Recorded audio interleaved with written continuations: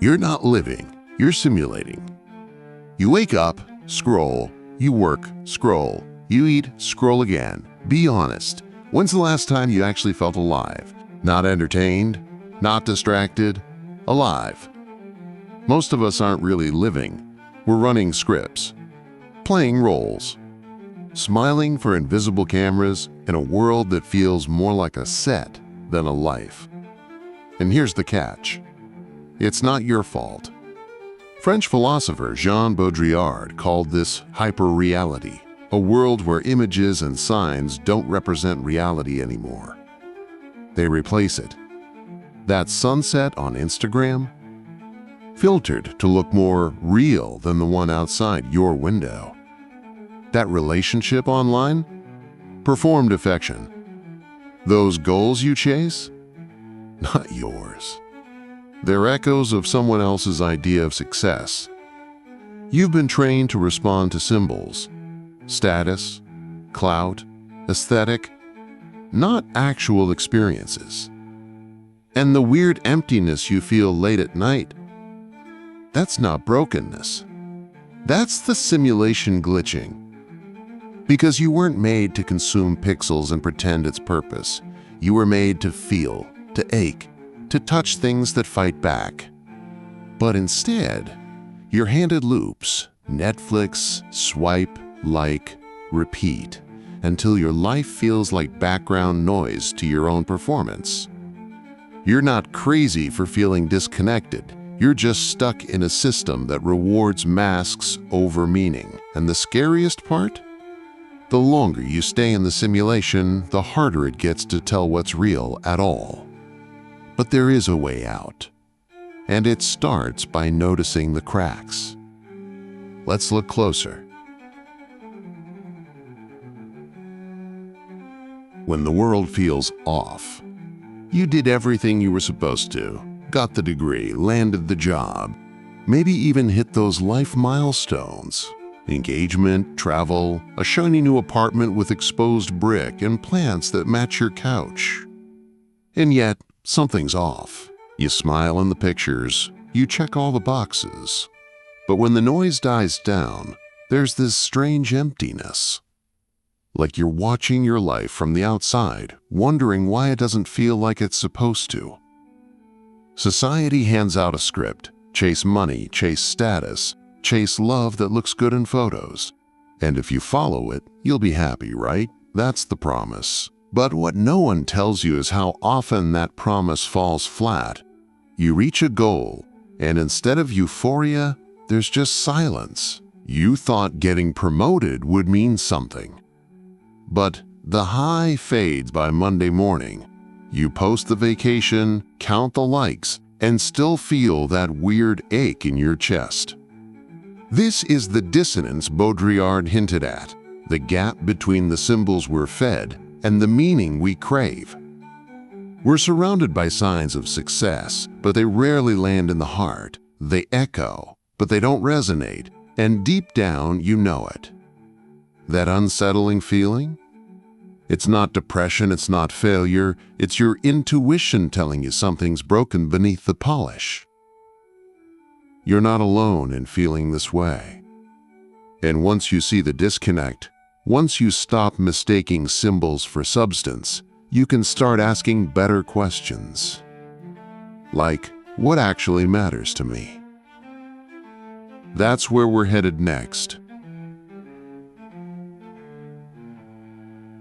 The shift from substance to symbol. There was a time when meaning came from doing, from direct experience. You planted food, you built your home, you danced because you felt something. Life was raw, chaotic, and undeniably real. But over time, something shifted.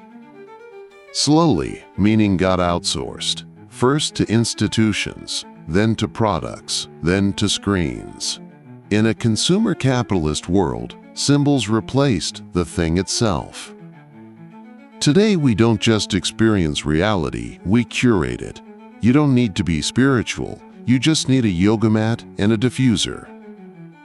You don't need to stand for justice, just post the hashtag and wear the shirt. Even rebellion has a brand now. The Che Guevara t-shirt, once a symbol of Marxist revolution, now sold in shopping malls, printed by corporations he would have despised. That's the machine at work, turning substance into aesthetic, turning resistance into merchandise. Reality TV sells us authentic drama that's scripted down to the tear. Political movements get flattened into color palettes and merch drops. Your identity? It's now a profile, an avatar, filtered and algorithm approved. And the scariest part? We buy into it, not because we're weak, but because we're trained to. Baudrillard warned us, in a hyper-real society, the simulation doesn't hide the real, it replaces it. So now, what matters isn't truth, it's the appearance of truth. Not being happy, but looking happy. Not love, but couple content. And in that shift, we've lost something vital. Because when meaning is packaged and sold, it stops being lived. It becomes something you perform, not something you feel in your bones. So ask yourself, are you living your life or just marketing it? Are you feeling it or just performing it for the feed? In the next section, we'll push deeper into what it really means to break free from all this noise. Baudrillard's warning, welcome to hyperreality. Baudrillard didn't say reality doesn't exist. He said we've lost touch with it. What we call reality today is often a copy of a copy of a copy, so far removed from the original that we can't even tell what's real anymore. That's what he called hyperreality. To explain it, Baudrillard outlined 4 stages of the sign, how representations evolve. First, a sign reflects reality. A painting of a horse looks like an actual horse. No problem. Then, the sign starts to mask reality. A photoshopped image still resembles real life but hides its flaws. In the third stage, the sign masks the absence of reality. It pretends to be real even when there's nothing underneath, like a TV family with love but no intimacy. Finally, the fourth stage. The sign bears no relation to reality at all. It becomes pure simulation, no reference point, just the illusion of truth. Here's what that looks like in real life. A child goes to Disneyland, sees the animatronic lion, and gets excited. Later, they visit a real zoo and feel disappointed. Why? Because the simulation was smoother, louder, more lion-like than the actual thing. To them, Disney feels more real than reality. That's hyperreality. The fake becomes more believable than the real because it's engineered to be more satisfying, more clickable, more emotionally efficient. You think you're choosing freely, but you're picking from a shelf of pre-approved identities, lifestyles, aesthetics. Even authenticity is branded now. Rustic cafes, natural influencers, curated vulnerability. Baudrillard wasn't writing science fiction. He was holding up a mirror. And what he saw was a culture addicted to replicas, terrified of the raw, unpredictable chaos of actual life. So the question isn't, is this real? It's, why does the fake feel better than the truth? In the next section, we'll talk about what happens when you start to see through the simulation and why most people run from it. Comfort is the new control. Control doesn't look like chains anymore. It looks like convenience, like comfort, like content that never ends. You're not being forced into obedience. You're being lulled into it, slowly, silently, with dopamine hits and targeted ads. Hyperreality isn't just something we slipped into by accident.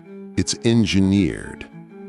Every scroll, every feed, every you might also like is designed to keep you numb but functional. Outrage is packaged. Joy is monetized. Even your boredom has a business model. Propaganda used to be posters and speeches. Now it's influencers selling authenticity with discount codes. It's branded rebellion, t-shirts that say "resist," made in the same factories as the corporate logos they mock. The system doesn't need to silence you.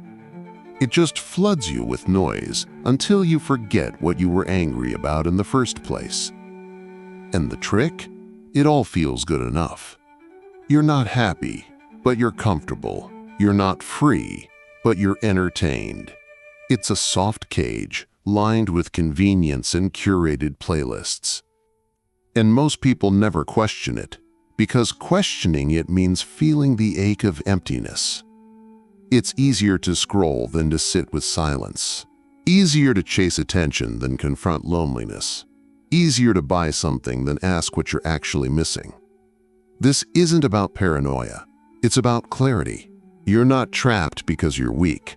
You're trapped because the trap feels nice. But comfort has a cost.